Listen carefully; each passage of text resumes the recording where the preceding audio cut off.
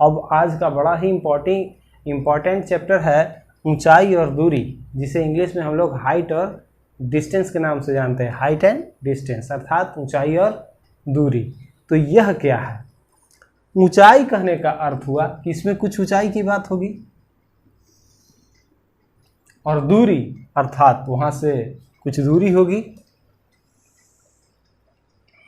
जैसे हम मान लेते हैं कि यह कोई टावर है AB, और टावर से जिस बिंदु से इसे देखा जा रहा है वह C है, अर्थात BC इस टावर से दूरी है, और यहाँ से इस बिंदु को देखा जा रहा है, A बिंदु को, यहाँ आँख है, इस दृष्टि रेखा से देखा गया। ठीक है, तो अब हम देखेंगे कि इसमें कौन कौन से इम्पोर्टेंट फैक्ट है जो कि इस चैप्टर में जानने के लिए हमें बहुत ज़रूरी है। तो इसमें कुल 4 बहुत इम्पोर्टेंट फैक्ट है जिसको जानना बहुत ज़रूरी है। यह जो दूरी है जहाँ से, जैसे यह पेड़ भी हो सकता है, यह टावर भी हो सकता है, यह मकान भी हो सकता है, और यहाँ क्षैतिज अर्थात पृथ्वी के तल के समकक्ष, तल के समानांतर। तो यह आपको, इसको हम क्या कहेंगे? क्षैतिज रेखा। इसे हम कहेंगे BC को क्षैतिज रेखा, और AB है इसे हम कहेंगे ऊर्ध्वाधर रेखा, और यह जो AC है इसको हम कहेंगे दृष्टि रेखा।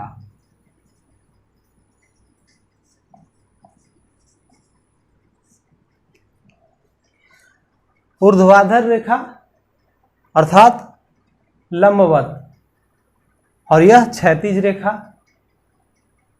तो ऊर्ध्वाधर रेखा इसको क्यों कहते हैं? तभी हम इसको ऊर्ध्वाधर या लंबवत रेखा कहेंगे जबकि यह क्षैतिज के साथ 90 डिग्री का कोण बनाएगा। अर्थात जब क्षैतिज पर यह लंबवत होगा AB BC पर, तब इसे हम ऊर्ध्वाधर या लंबवत रेखा कहेंगे। यह क्षैतिज रेखा दूरी, ऊर्ध्वाधर ऊंचाई का कार्य करेगा, और यहाँ से C से हमारी आंखें देखती है A पर कोई बिंदु है जिस चीज़ को, यह वस्तु को, तो दृष्टि का रेखा है, इसलिए इसका नाम रख दिया दृष्टि रेखा। परीक्षा में इस तरह से क्वेश्चन करके पूछ देगा कि ऊर्ध्वाधर है और क्षैतिज दूरी है, तो क्षैतिज बिंदु पर यहाँ इतना अंश का कोण बन रहा है या डिग्री का कोण बन रहा है, तो इस रूप में हमें उसे डायग्राम बना लेंगे। लेकिन अपनी भाषा में हम क्या करेंगे कि इसको क्या लिख देंगे? इसको हम लिख देंगे आधार, और इसमें हम क्या लिखेंगे? लंब, और फिर यह क्या हुआ? कर्ण। देखिए, अगर C बिंदु से हम देखते हैं A बिंदु पर किसी चीज़ को, तो यह दृष्टि रेखा अर्थात कर्ण हो गया, AB ऊंचाई हो गया, और BC दूरी हो गया। कुल मिला करके यह एक समकोण त्रिभुज का रूप ले लिया। चूँकि हम पूरे त्रिकोणमिति में समकोण त्रिभुज पर ही फोकस करके पढ़ते हैं, इसलिए यह समकोण त्रिभुज के रूप में आ गया। अब एक चीज़ और रह गया C, जहाँ पर हम मान लिए कि आँख पर थीटा डिग्री का कोण बन रहा है। अब इसे आसानी से जो भी क्वेश्चन कहेगा इस आधार पर हम हल कर सकते हैं, लेकिन इसमें भी और कुछ जानना बहुत ज़रूरी है। सबसे पहले इसमें हम देखेंगे कि कुल कितनी चीज़ की आवश्यकता हुई। तो एक हो गया आपका दृष्टि रेखा, दूसरा क्षैतिज रेखा, तीसरा ऊर्ध्वाधर रेखा, और एक कोण अर्थात थीटा। तो इसको बारी बारी से हम लोग देख करके समझते हैं। तो पहला क्या हुआ? कोण। कोण हो गया। एक बात ध्यान देने वाली बात है कि कोण 2 तरह के बनेंगे। कोण 2 तरह के बनेंगे। एक, जब C बिंदु से हम ऊपर की तरफ देखते हैं तो यहाँ पर जो कोण बनेगा, और एक ऊपर से जब हम नीचे की तरफ देखेंगे तो यहाँ पर यह जो कोण बनेगा। ठीक है, तो दो तरह के कोण हो गए, उन्नयन कोण और दूसरा कोण हो गया अवनमन कोण। अवनमन कोण, ठीक है, उन्नयन कोण और क्या हो गया आपका अवनमन कोण। तो बारी बारी से हम इसका डिटेल से अध्ययन करेंगे। हाँ, और क्या हो गया आपका दृष्टि रेखा, दृष्टि रेखा वाला दूसरा, तीसरा आपका हो गया क्षैतिज रेखा, क्षैतिज रेखा, और चौथा हो गया आपका ध्रुवाधर रेखा, ध्रुवाधर रेखा। ठीक है, इसी को हम क्या कहते हैं, तो ऊर्ध्वाधर रेखा को लंब कहते हैं गणितीय भाषा, क्षैतिज रेखा को क्या कहते हैं आप, आधार, और दृष्टि रेखा को आप क्या कहते हैं, कर्ण, और ये कोण तो थीटा है ही। ठीक है, अब उन्नयन कोण कब बनेगा, अवनमन कोण कब बनेगा, इसको हमें समझना होगा। तो जैसे हम देख लेते हैं कि यहाँ पर यह कोई छत है, कोई मकान का छत है जो कि ऊंचा है, ए बी मानिए, और यहाँ इस छत पर कोई लड़की नीचे आ रही है, कार को देखती है। यहाँ कोई कार है जो इस बिंदु को देखती है, तो ऊपर की तरफ से देख रही है ना यह बिंदु को, तो ऊपर से जब नीचे की तरफ देखेगी तो क्षैतिज रेखा और दृष्टि रेखा के बीच में जो कोण बनेगा वह अवनमन कोण कहलाएगा। जैसे यह जो क्षैतिज रेखा आपका था BC, इसी के समानांतर AP रेखा है, मैंने खींच लिया इसी का समानांतर, तो यह भी क्षैतिज रेखा हो गया ना।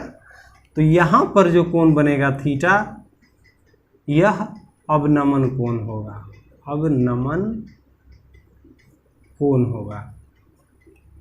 चलिए समझते हैं अवनमन कोण कैसे बनेगा। तो जब यह दृष्टि रेखा और क्षैतिज रेखा के कोण के बीच में कोण बनेगा, और दूसरा बात है कि दृष्टि रेखा होगी सो नीचे की तरफ होगी और क्षैतिज रेखा ऊपर होगा, तो अवनमन कोण बनेगा। एक तो यह बात हो गई क्या कि दृष्टि रेखा नीचे होगी और क्षैतिज रेखा ऊपर होगा, तब आपको अवनमन कोण बनेगा। अवनमन का ऐसे भी मतलब होता है, नमन का मतलब झुकना, नीचे की तरफ देखना, अर्थात जब ऊपर से हम नीचे की तरफ कोई चीज़ या कोई वस्तु देखेंगे, हमारा आँख नीचे की तरफ मुड़ी झुक जाएगी, तो वैसी स्थिति में अवनमन कोण बनेगा, अर्थात ऊंचा से हम नीचे की तरफ देखेंगे तब। अब देखिए उन्नयन कोण कब बनेगा। तो उन्नयन कोण जैसे मान लेते हैं कि यह कोई पेड़ है, पेड़ पर बंदर बैठा है और यहाँ से कोई व्यक्ति देख रहा है, इसको यहाँ से देख रहा है नीचे से, तो यहाँ पर कोण थीटा बनेगा। देखने वाला के आँख पर, प्रेक्षक के आँख पर मान लीजिए PQR है, यह PQR, तो यह जो कोण बनेगा यह उन्नयन कोण बनेगा। उन्नयन का मतलब ऊंचा नयन, अर्थात हमारे सिर को ऊपर करके जो देखेंगे इस तरह से ऊंचा, तो यहाँ पर है ना, तो इसको देखने के लिए P को, सर को ऊपर उठाना पड़ेगा, ऊंचा नयन करना पड़ेगा, उन्नयन। तो यहाँ पर उन्नयन कोण बनेगा। एक बात और ध्यान रखना है कि यह जो दृष्टि रेखा है यह क्षैतिज रेखा के ऊपर होगा, क्षैतिज रेखा के ऊपर दृष्टि रेखा होगा, तब यह जो कोण बनेगा यह कोण उन्नयन कोण कहलाएगा जी, उन्नयन कोण कहलाएगा। देखिए दोनों में मामूली डिफरेंस है। अगर दृष्टि रेखा ऊपर और क्षैतिज रेखा नीचे, तब इन दोनों के बीच में कोण बन रहा है तो उन्नयन कोण हो रहा है, जबकि क्षैतिज रेखा ऊपर और दृष्टि रेखा नीचे, और तब इन दोनों के बीच में जो कोण बन रहा है तब अवनमन कोण बन रहा है। क्लियर हो गया? इसका बहुत बड़ा इंपॉर्टेंट रोल है इसमें, इसलिए इसको अच्छे से समझना बहुत ज़रूरी है। चलिए अब हम लोग देखेंगे कि आखिर ये सब चीज़ समझ जाने के बाद विद्यार्थी को सबसे बड़ा टेंशन रहता है कि ये सब चीज़ तो हम समझ गए, कौन सा अनुपात कब लगाएं पता ही नहीं चलता है। साइन लगाएं, कॉस लगाएं, टेन लगाएं, या और भी जो अनुपात है सो लगाएं, तो उसके लिए ज़्यादा घबराने की बात नहीं है। और अब हम एक बात और समझ लेना है कि जब भी ऊंचाई और दूरी हम पढ़ रहे हैं तो इससे पहले अगर आपका त्रिकोणमिति का बाकी जो पीछे का जो ज्ञान है आपको नहीं है तो समझिए एक तरह से आप अपराध कर रहे हैं। त्रिकोणमिति की जानकारी आपको पहले हो जानी चाहिए ढंग से, बेसिक चीज़, तभी आप ऊंचाई और दूरी के क्वेश्चन का आंसर कर पाएंगे और बेहतर ढंग से समझ पाएंगे। ठीक है, देख लीजिए। इसको समझने के लिए हमें क्या करना पड़ेगा कि सबसे पहले कुल 6 अनुपात के बारे में आपको पता होना चाहिए। तो कौन कौन सा है? तो एक है आपका साइन थीटा बराबर जानते हैं लंब बटा कर्ण, कॉस थीटा बराबर आधार बटा कर्ण, टैन थीटा बराबर लंब बटा आधार, और फिर कॉट थीटा इसी का ना आधार बटा लंब, सेक थीटा हो जाएगा आपका कर्ण बटा आधार, और फिर कॉसेक थीटा हो जाएगा आपका कर्ण बटा लंब। यह आपको जानकारी रखना बहुत ही ज़रूरी है, तभी आप त्रिकोणमिति के जो क्वेश्चन होंगे उसको आप हल कर पाएंगे। ठीक है, जैसे क्या रहेगा क्वेश्चन कि आपको कोई ऊर्ध्वाधर मीनार है या लंबवत मीनार है, तो ऊर्ध्वाधर या लंबवत मीनार रहेगा तो कहने का मतलब ऐसा रहेगा, अर्थात क्षैतिज के साथ 90 डिग्री का कोण बनाते हुए खड़ा रहेगा और क्षैतिज के किसी बिंदु पर 30 डिग्री का कोण बना रहा है। तो आप कैसे बनाएंगे इसको? मान लेते हैं ए बी कोई मीनार है और क्षैतिज के एक बिंदु सी है जहाँ पर 30 डिग्री का कोण बना रहा है। तो यहाँ से देखेगा ना, आँख ऊपर की तरफ देखेगा तो यहाँ पर कितना 30 डिग्री का कोण बना रहा है। तब हमको करना क्या है, यह दूरी आपको पता है कि जिस स्थान पे हम खड़े हैं बिंदु सी पर, वहाँ से बी अर्थात टावर का जो पास बिंदु है वहाँ की दूरी हमें पता है, और मान लेते हैं कि यह दूरी 15 मीटर है। अब क्वेश्चन रहेगा क्या कि ए बी जो कि टावर है इसकी ऊंचाई आप ज्ञात कीजिए। तो हम सबसे पहले क्या देखेंगे कि क्या दिया हुआ है और क्या निकालने के लिए बोल रहा है। जब इस पर आप दृष्टि डालेंगे तो देखेंगे कि यह जो कोण है 30 डिग्री, इसके सामने वाली भुजा लंब हो गया और यह संलग्न भुजा है, इसलिए यह आधार हो गया। तो क्या पूछ रहा है हमें? लंब के बारे में पूछ रहा है। तो लंब और आधार जिस अनुपात में होगा वही अनुपात हम इसमें प्रयोग करेंगे। तो लंब और आधार किस में है देख लीजिए जरा। तो लंब और आधार टैन में है। कहिएगा आधार और लंब, तो कॉट में भी है, तो बिल्कुल सही। टैन और कॉट दोनों हम इसमें लगा सकते हैं इसको निकालने के लिए। या तो टैन 30 लगाइए या कॉट 30 लगाइए, तो एक भुजा आपको मालूम है, ये आपको पता चल जाएगा। अगर आपको यह दिया रहेगा कि मान लेते हैं कि यह एक छत है और यह गली से एक सीढ़ी लगा हुआ है, सीढ़ी लगा हुआ है और यहाँ पर यह 30 डिग्री का कोण बना रहा है भूमि तल के साथ। ABC मान लीजिए, जहाँ पर AC सीढ़ी है और AB आपका छत है, या क्षैतिज के साथ 90 डिग्री का कोण बना है बिंदु C पर, 30 डिग्री का कोण बन रहा है सीढ़ी और क्षैतिज के साथ। तो आपको क्या करना है कि छत की लंबाई आपको पता है 10 मीटर। तो यहाँ से यह जो सीढ़ी लगी हुई है इसकी लंबाई कितनी होगी?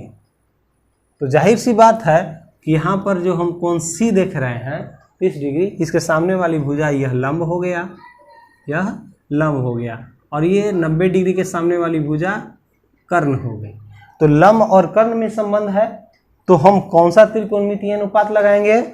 तो बिल्कुल जहां पर आपको लंब और कर्ण दिख रहा हो वही हमें लगाना है। तो देख रहे हैं साइन में लंब बटा कर्ण है, और एक और है कर्ण बटा लंब, आपको कॉसेक थीटा में भी है।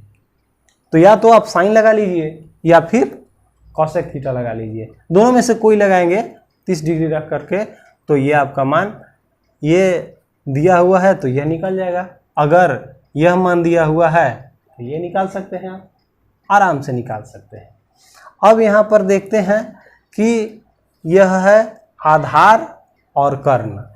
आधार और कर्ण, इसका मतलब हो गया कि मान लेते हैं कि यही जो सीढ़ी लगी हुई थी ना, यहाँ से दूरी आपको 5 मीटर है। यह जो मकान था, घर था, यह AB जिसकी ऊंचाई है, BC जिस बिंदु पर खड़ा है देखा जा रहा है, या जहाँ पर सीढ़ी लगा हुआ है, तो इसकी लंबाई हमें ज्ञात करना है। जबकि यहाँ से जो इसका आधार बन रहा है दूरी इस मकान से, इसको आपको दूरी मालूम है। तो यहाँ पर कौन सी 30 डिग्री का कौन बन रहा है ना, तो सामने वाली भुजा ये लंब होगा। इससे तो हमें मतलब नहीं है, क्योंकि निकालना तो हमें यह है सीढ़ी की लंबाई कितना है, तब तो ये कर्ण हो रहा है, और यह जो संलग्न भुजा है यह आधार हो रहा है। तो हम देखेंगे कि आधार और कर्ण में कौन सा संबंध है, किस अनुपात में है। तो आधार बटा कर्ण कॉस में है, या कर्ण बटा आधार सेक में है।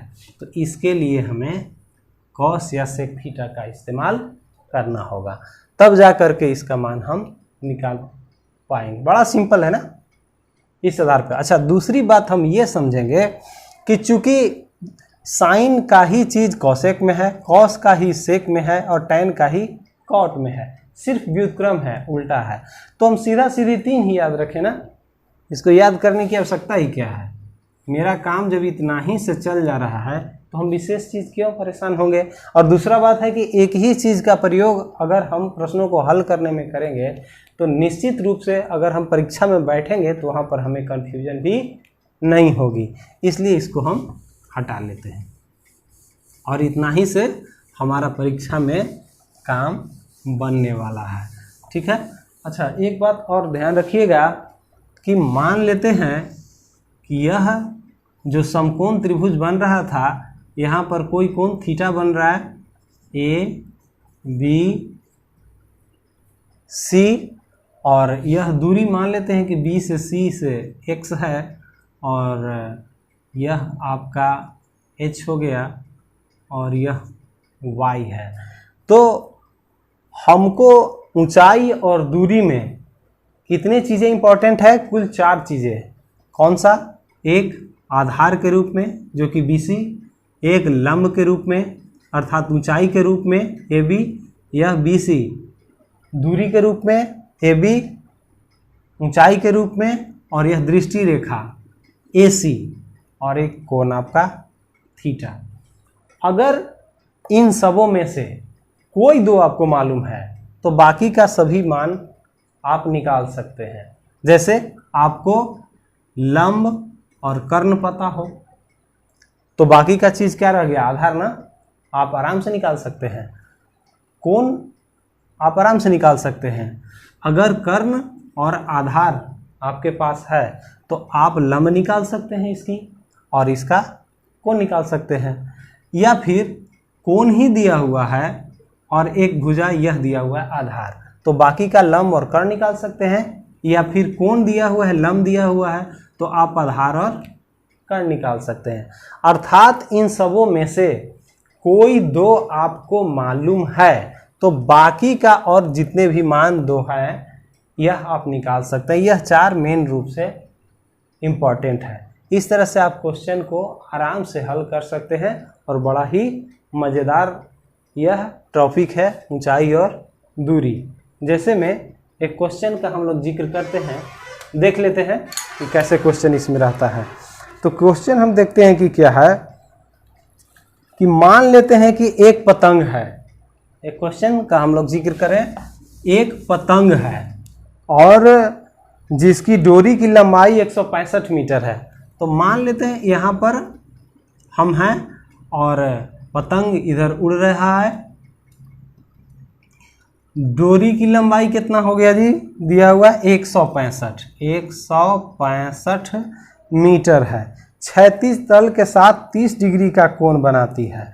अब देखिए क्षैतिज तल तो यहाँ नीचे होगा ना, इसके साथ कितना डिग्री का कोण बना रहा है, तो 30 डिग्री का कोण बना रहा है।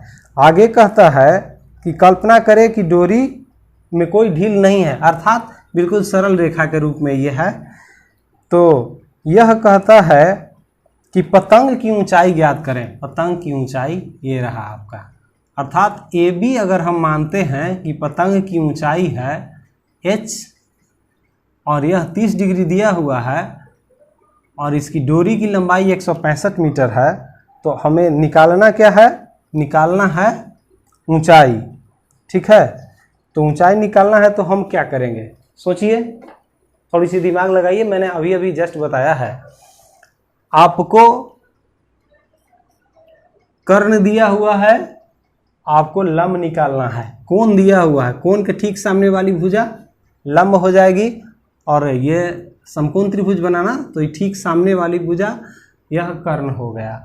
तो आपको निकालना है ना इसकी ऊंचाई, ऊंचाई और ये दृष्टि रेखा, दो चीज आपको पता है। तो हम देखेंगे कि यह दृष्टि रेखा अर्थात कर्ण और ऊंचाई अर्थात लंब में किस में संबंध है, लंब और कर्ण में। तो लंब और कर्ण में साइन में संबंध है। निश्चित रूप से हम लगाएंगे साइन 30 डिग्री बराबर, साइन थीटा बराबर क्या होता है पता है आपको, लंब बटा कर्ण। तो साइन 30 डिग्री का मान 1/2 हुआ। लंब कितना है जी, तो h पता नहीं है, यही हमको ऊंचाई निकालना है। और कर्ण हो गया आपका 165 मीटर।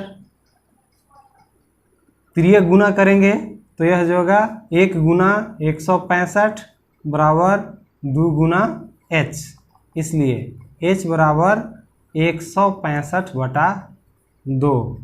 अब ये हो जाएगा 8, 2 गुना 4, 1, 5 गुना 10, 82.5 मीटर। यही हो गया आपका पतंग की ऊंचाई। इतनी ऊंचाई पर पतंग उड़ रही थी। बात समझ में आ रही है। इसी तरह से अगर कोई भी क्वेश्चन हो तो आप उसे हल आराम से कर सकते हैं। कौन सा त्रिकोणमितीय अनुपात लगेगा ये आप आराम अपने से लगा सकते हैं, इसको हल कर सकते हैं। ठीक है, डायग्राम बना सकते हैं। बड़ा इंपॉर्टेंट इसका रोल होता है डायग्राम का। जैसे क्वेश्चन को और हम लोग देख लेते हैं कि कह रहा है कि एक मीनार भूमि पर स्थित किसी बिंदु पर लंबवत खड़ा है।